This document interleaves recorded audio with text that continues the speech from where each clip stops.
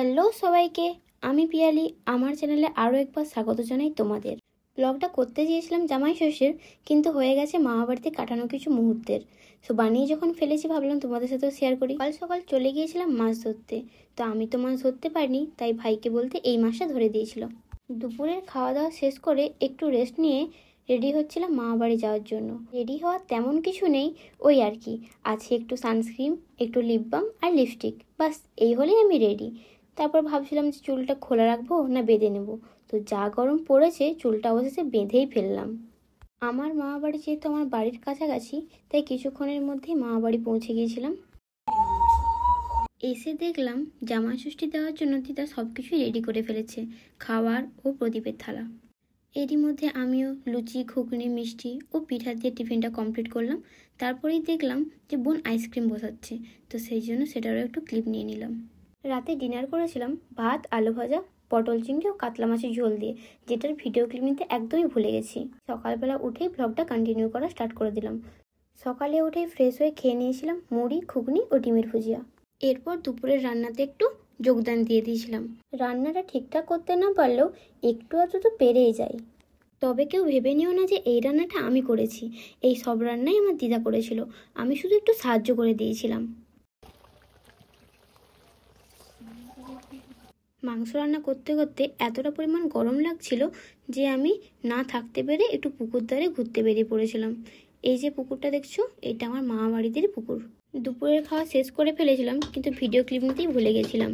এখন আমি আর আমার দুই বোন মিলে যাচ্ছি আম পাড়তে। ব্যালকনি থেকে আম গাছটা একদমই কাছে, হাতের নাগালেই আম পাওয়া যায়। আম মাখার একটা ভিডিও বানিয়েছি, যেটা আমার চ্যানেলে শর্টসে আপলোড করা আছে, তোমরা যে চেক আউট করতে পারো। এই দেখো আমটা কতটা পরিমাণ দেখতে সুন্দর লাগছে। সুন্দর যেমন, তেমন ঝালও খুব, কারণ এতে অনেক পরিমাণ লঙ্কার গুঁড়ো দেওয়া হয়েছিল, যেটা খেয়ে আমাদের ঠোঁট মুখ সব জ্বলছিল। এরপর গিয়েছিলাম ছোট দিদাদের ছাদে ড্রাগন গাছ দেখতে। ড্রাগন গাছগুলো অনেক দিনের পুরনো, কিন্তু একটাও গাছে এখনো ফুল আসেনি। তোমরাই দেখে জানিও তো যে এই গাছগুলোতে এখনো কতদিন পর ফুল আসবে। ওই ছাদেই ছিল একটা জামরুল গাছ, যেটা একদম ছাদের অ্যাটাচে, এবং সেখান থেকে আমি আমার বোনরা মিলে অনেক জামরুল পেড়ে খেয়েছিলাম। জামরুলগুলো দেখতে ছোট হলে কি হবে, অনেক মিষ্টি ছিল খেতে। তারপরেই চোখে পড়লো পুকুর পাড়ের এই বাতাবি লেবু গাছটার দিকে, যেটাতে 3টে বড় বড় বাতাবি লেবু হয়ে আছে। নিচে গিয়ে দেখলাম মা ও ভাইরা মিলে জামরুল চাট করছে। গাছ থেকে এত জামরুল পেড়ে খেয়েছি, যার জন্য আর চাট খেতে ইচ্ছে হলো না, তাই বিকেলে একটু বেলের শরবত খেয়ে নিয়েছিলাম। এরপর আমি একটু রেডি হচ্ছিলাম ইনস্টাগ্রামে ভিডিও শ্যুটের জন্য। এই শাড়িটা পরে নিয়েছিলাম ও ছাদে গিয়ে ভিডিও শ্যুট করছিলাম। ছাদে এতটা পরিমাণ গরম ছিল যে ঘেমে তো অবস্থা খারাপই হয়ে গেছিলো। তারপর নিচে এসে চেঞ্জ করে একটু বেরিয়েছিলাম বাজারে ঘুরতে যাব বলে।